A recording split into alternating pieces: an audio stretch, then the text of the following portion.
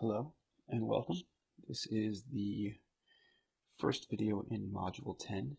Module 10 is where we start looking at hypothesis tests involving two means. This is a way for us to perform hypothesis tests to figure out if there is a difference between two different populations. These are very useful and very commonly used in the real world. This could be a comparison between students that took two different classes, or a comparison between a treatment and control group for medicine, or some type of therapy. It could be a difference between genders or nationalities, or who knows, whatever it is. But we want to compare two different populations and see, is there a difference between those two populations? So the hypothesis tests are going to be basically the same as what we did before. The null hypothesis is going to be that there is no difference between the two populations. If we say that there is no difference between the two populations, that's the same thing as saying that the two populations have the same mean. So either you could write mu1 minus mu2 is equal to 0, which in math we know that the difference between two values is subtraction. Or we could say that the two means are equal. Either one is totally fine. The alternative hypothesis is going to be similar to what we did before, in that there's either going to be a less than or a left-tailed test, or a right-tailed test, or a two-tailed test. So a left-tailed test means that mu1 minus mu2 is greater than 0. If we were to add mu2 to both sides, I'm going to get rid of that because I don't want to confuse you, then this would say that mu1 is greater than mu2. So the mean for the first population is greater than the mean for the second population. If mu1 minus mu2 is less than 0, again, if we add mu2 to both sides, we would get that mu1 is less than mu2. I'm sorry, I did this backwards. This would be a right-tailed test, and this would be a left-tailed test. And then for the two-tailed test, we could also just write this, that mu1 does not equal mu2. So I never really went into the degrees of freedom, but basically the degrees of freedom are the number of values that must remain fixed in order for us to get the outcome that we're looking for. So in this case, we would have to fix one value for the first sample size and one value for the second sample size. So the degrees of freedom would be n1 plus n2 minus 2. Not that big of a deal. It's just a thing you need to do. Now, when we compare two different populations, the different types of tests will be based off of the type of data that we get. If there is a significant difference between the standard deviations, then we'll have to use unpooled standard errors. If the standard deviations are relatively similar, then we will use pooled standard deviations or standard errors. I'm going to read through what it says on the screen. Types of samples and pooled versus not pooled standard error. To compare the two means or two proportions, you work with two different groups. The groups are classified either as independent or matched pairs. Independent groups consist of two samples that are independent, that is, sample values selected from one population are not related in any way to sample values selected from the other population. Matched pairs consist of two samples that are dependent. So if you're pulling from the same population or two different populations is basically what we're doing here. This semester, we are going to focus only on independent groups, and that will allow us to perform hypothesis tests for either population means or proportions. I think I'm not going to worry about proportions this semester. We're just going to worry about population means for this semester. We will have to use an estimate for the standard error of the difference between two means when the Stanville standard deviation is known. There are two different calculations we will need to perform depending on how different the two groups' standard deviations are. First, we need to check if the standard deviation of one group is more than or less than twice the other standard deviation. So basically, what we will have to do for these, and it's just a real quick check, is the standard deviation of one sample divided by the standard deviation of the other sample less than 2, or is it greater than or equal to 2? Basically, we just want to know, is the standard deviation of one twice as big as the standard deviation of the other. If the ratio is less than 2, we're going to use pooled variance tests. If the ratio is greater than 2, we're going to use unpooled variance tests. We actually won't need to worry about any of these calculations. Our calculators will do all of these calculations for us. It's just a matter of selecting either pooled or unpooled, and we need to know why we would do that selection. For the type of test that we're going to be doing, in the real world, you would never know the population standard deviation for a hypothesis test. You would only really know the sample standard deviation. So we're only going to focus on t-tests for this module. So we're only going to be focusing on 2 sample t-tests in either calculator. We will use the 2 sample t-tests for the difference in population means.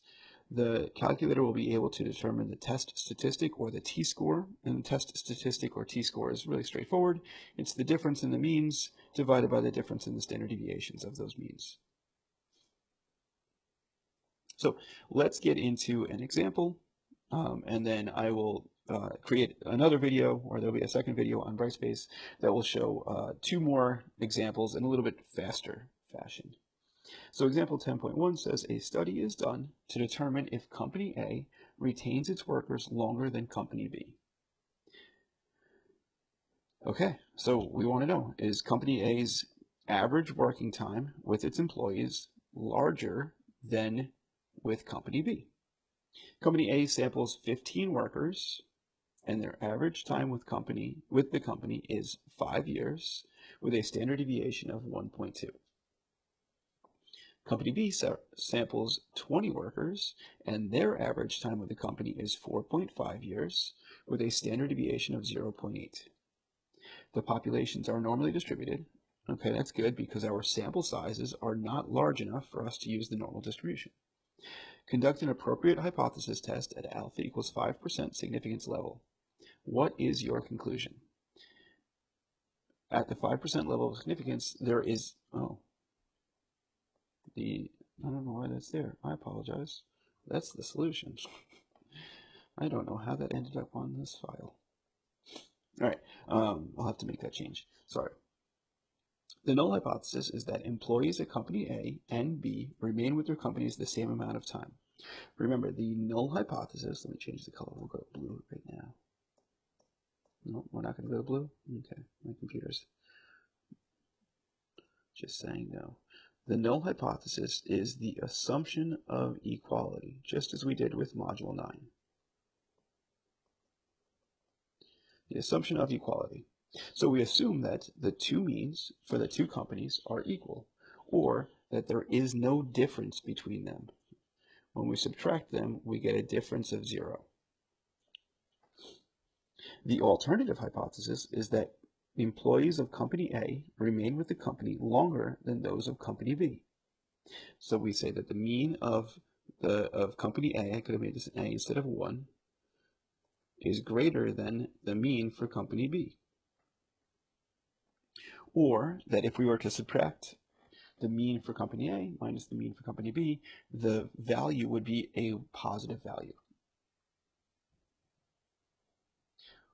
Now we need to figure out which type of distribution we're using.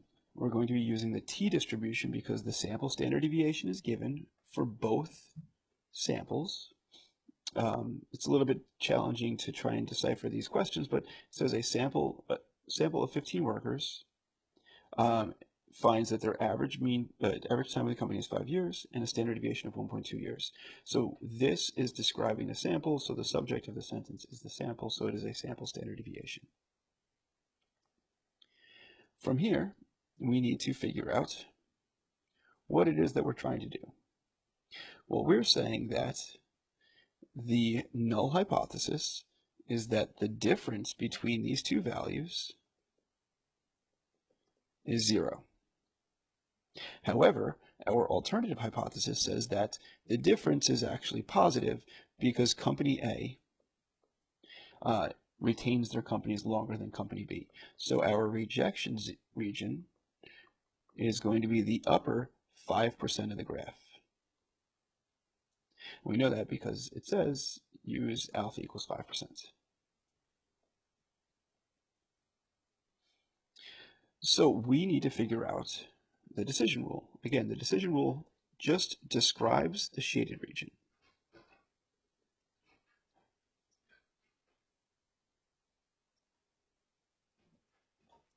So the shaded region is the top 5% of the graph.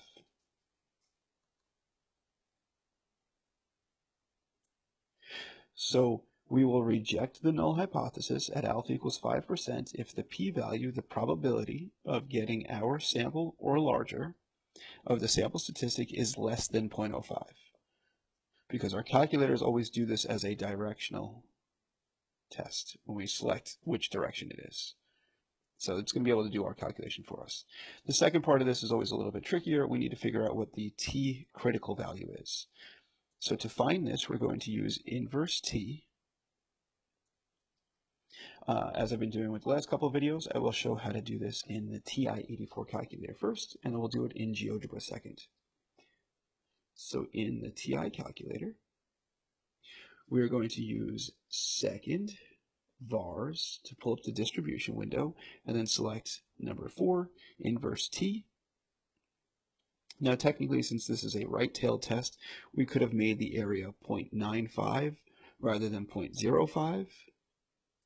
But either way, once we find the value, we could just make it positive, which is what I'm going to do with this video. Our degrees of freedom, again, was 15 in the first sample, 20 in the second sample. So if you remember from earlier, it's n1 plus n2 minus 2. So 15 plus 20 is what? 35 minus 2 is 33. But we don't even need to worry about that. If we just press enter, it will do the calculation for us, and we will get negative 1.69. But again, that was for a 0.05. If we had made it a right-tailed test and typed in 0.95, we would get the positive 1.69. So that's where I got this t critical from in the TI calculator. For GeoGebra, we would do the same thing. This is, move this down just a little bit. We'll come back to that. We would choose the student's distribution, the t distribution, select the right-tailed test. Again, we could do the 15 plus 20 minus 2 right in the degrees of freedom, but I had it from the first one, so I just put 33. And then we type in 0.05 because we want to cut off the top 5%. And if you look at my picture, this is actually where I took the picture from for the answer key. We get the same z-score of 1.69. Sorry, the same t-score of 1.69. Again, if this was a left-tailed test or a less than test claim, then we would just use the left side.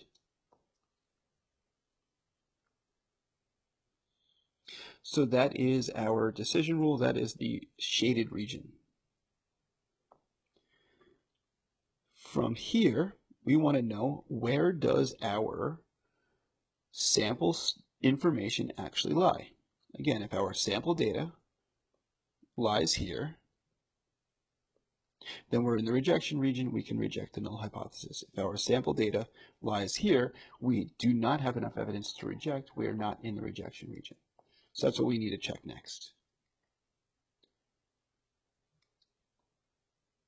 Just trying to cover the answer so we don't see it right away.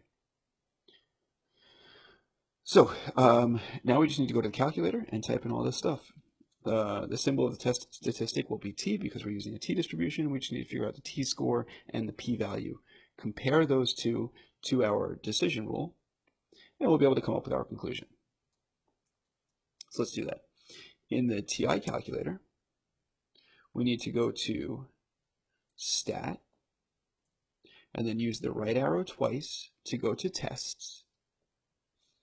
And we'll go down to a 2-sample t-test. Again, we're dealing with 2 samples. We're dealing with company A and company B, and we're trying to compare the 2 of them. We are given the sample standard deviation, so we're doing a t-test.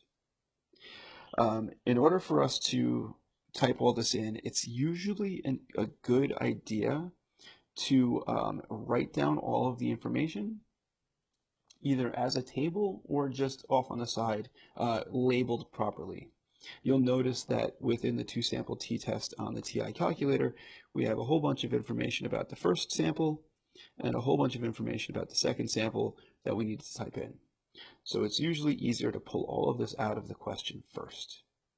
So let me go and do that, and this will also help us with the GeoGebra solution. So for company A, we're going to make this our first sample. So we have company A. Let me erase some of this stuff. There's a lot going on here. All right, so for company A, we have a sample size of 15.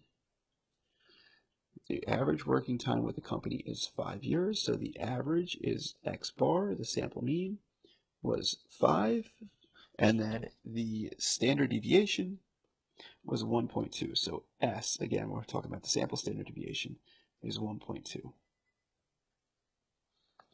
Now, for company B,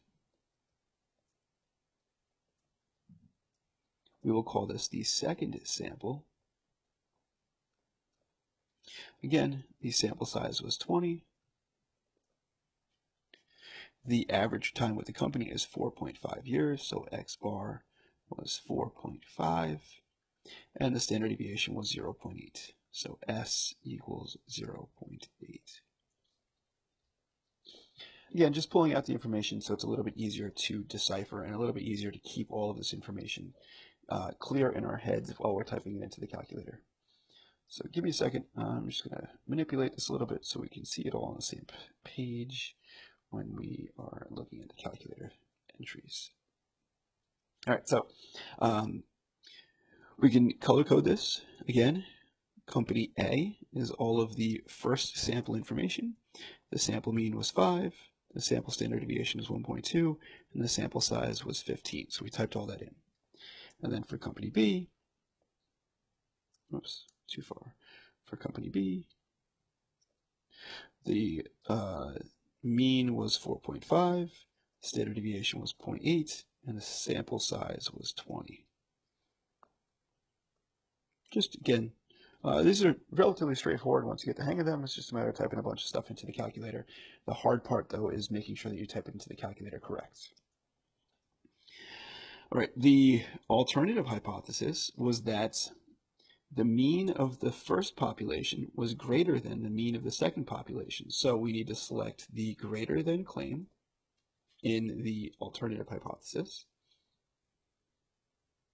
And this literally says that the mean of the first population is greater than the mean of the second population, which is exactly what we wrote for our alternative hypothesis. And now we need to check the pooled status of this. Remember, we need to check, is the standard deviation of the first divided by the standard deviation of the second less than 2, or is it greater than or equal to 2? And that's what we need to check here. So real quick, we know that 1.5 divided by 0.8 is less than 2. Even if we don't know that, we can always just check this in our calculator. I know that 8 times 2 is 16. So in order for this to be greater than or equal to 2, this would have to be 1.6 or more, and it's not. So therefore, we're going to select pooled. If it was 1.6 or more, we would select no for pooled. And from here, it gives us our t-score and our p-value. So t is 1.48 and p is 0.0743 with rounding.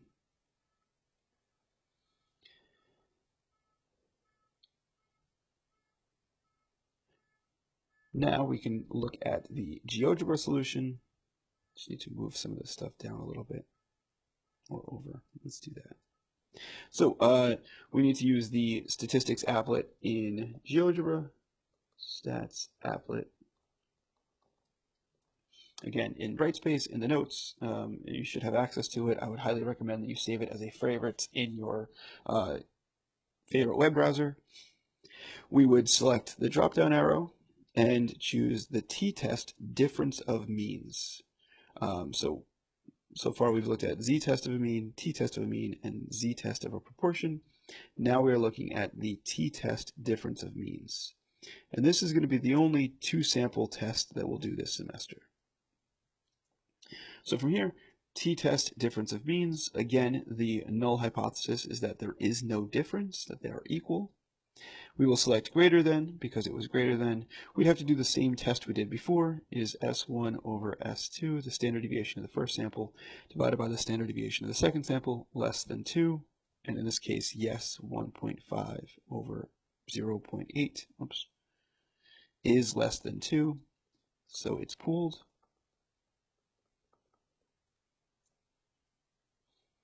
And again, we would use the same information for sample 1. We can make this company A.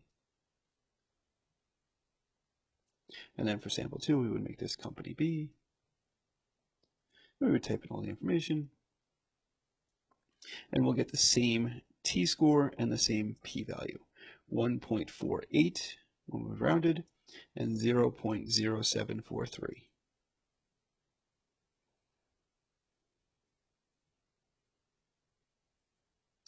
So from here, I already have it written in here. I realized after making the last couple of videos that having it typed in advance is probably much neater than me trying to write it out by hand, so I did that. So the t-value is 1.48, as we just saw from both calculators. A t-value of 1.48 is not